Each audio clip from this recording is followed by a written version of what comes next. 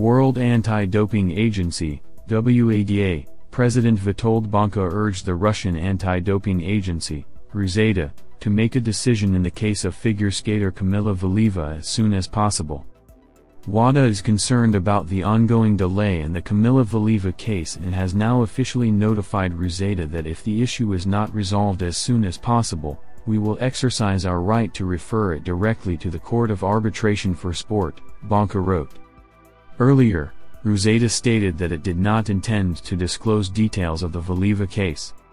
President of the International Olympic Committee, IOC, Thomas Bach said that the Russian anti-doping agency, WADA, does not intend to disclose details in the case of figure skater Kamila Valieva. Already in Beijing, we made our position clear by filing an appeal with the Court of Arbitration for Sport, CAS, together with the World Anti-Doping Agency, WADA, after WADA's decision became known. The appeal was dismissed and the proceedings are now being conducted in accordance with WADA's confidentiality rules. Even if WADA's position is to remain silent until a final verdict is issued, WADA and the IOC can appeal the decision. This is the legal side of the issue. But in terms of transparency, we join WADA's call and ask WADA to release the data so that everyone has more confidence in this process, Bach said. On Tuesday, the federation announced a list of participants in the Russian Grand Prix in Sochi, which will take place this weekend. And they are really impressive. The main view is, of course, girls, and there is also someone to look at here. First, for the first time, two figure skaters from CSKA and the newly minted students of Svetlana Sokolovskaya, Alexandra Trusova, and Sofia Samatokina, will meet. Adalia Petrosian from the group of Atari Tutburids will compete with them on equal terms, which, for obvious reasons, the Sochi audience can come to. It's a pity she no longer skates the Artsac program. Veronika Yamatova from Yekaterinburg should also be included in the top, who miraculously climbed into the top 10 at the last Russian championship and without Ultra C is able to score about 200 points. Trusova's participation just raises the most questions. According to information, back problems were the main argument in the transition from Krustelny to CSKA. The last week Sasha went to massages and was engaged in recovery work. And the new headquarters considered the possibility of removing the figure skater from the stage. This, of course, is not the withdrawal that Evgenia Medvedeva once had before scissor in 2020, she then only moved to Tutburids, also took up recovery and never returned to sports. Now, according to sources, Trusova's health has improved, so she will go to Sochi. Svetlana Sokolovskaya did not answer calls during the day. Most likely, her student would have gone to the Black Sea, regardless of her condition, to look at the performances of Mark Kondratyuk. One of the possible options is to perform in the short program, as in the test skates, and the decision on the free program will be made based on the state. However, what can we say for sure? Rentals with 5 quads for Alexandra at the moment are in the past. Rather, we can talk about 1 or 2 quadruples, as at the Russian Championship in December 2020. Ilya Malinin, after his performance in America, took out the God of Quadruples hat, but the Ryazan woman may have to give the title of Queen of Quadruples to someone. Sokolovskaya among skaters is considered a coach who is able to protect the health of students. Mark Kondratyuk's career could well have ended 4 years ago due to knee pain, the notorious Schlatters disease.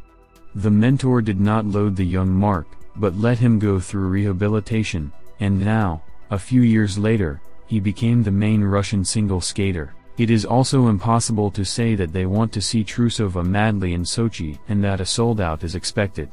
We studied and calculated how many tickets were sold per stage according to the hall scheme. As in the case of Megasport, only the lower tier will be open, that is, with the 12,000 capacity of the Iceberg, at best, half will be occupied. But the lower tier is bought up with difficulty. People really took away almost all tickets for $10 and $20, about 80% were bought out in such sectors, but the central seats, which cost $40, are empty. Perhaps, as in the case of the first stage of the Grand Prix, it makes sense to reduce the price. A separate question is how the figure skaters of CSKA and Petrosian will be evaluated. At the first stage, all collections were overestimated. Trusova and Morozov easily broke the world record in the short program. Kolyada almost scored 100 points in it without quadruples. In dancing, the new couple Morozov, Narizny performed on a par with Chok, Bates. It got to the point that the judges violated their own instructions. According to them, scores for components cannot exceed 9.50 if the program had one serious error, a crash or violation of the integrity of the program, and 8.75 if there were 2 or more errors. Moreover, as stated in the manual, if errors were made, and they had only a minimal impact on the integrity of the program, then the maximum rating is possible, respectively, 9.50 or 8.75. In the case of Kamila Valieva, for 2 components, composition and performance, Judge Elena Fomina gave 9.75 with the maximum allowable 9.50. Kamila, we recall, fell from a quadruple sheepskin coat. Also raise questions about the assessment of Evgenia Tarasova and Vladimir Morozov in pairs. Formally, they did not have falls, but 4 elements at once received negative ratings. One of the jumps had a butterfly, another one did not have enough turnover, both ejections were also thwarted.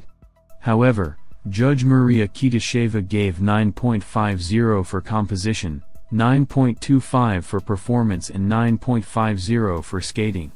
All the other judges took into account the recommendations and put much less, so Kitasheva did not affect the result. The highest and lowest marks are thrown out. The same is true for Fomina's estimates for Valieva. President of the International Olympic Committee, IOC, Thomas Bach spoke about the removal of Russian athletes from international competitions.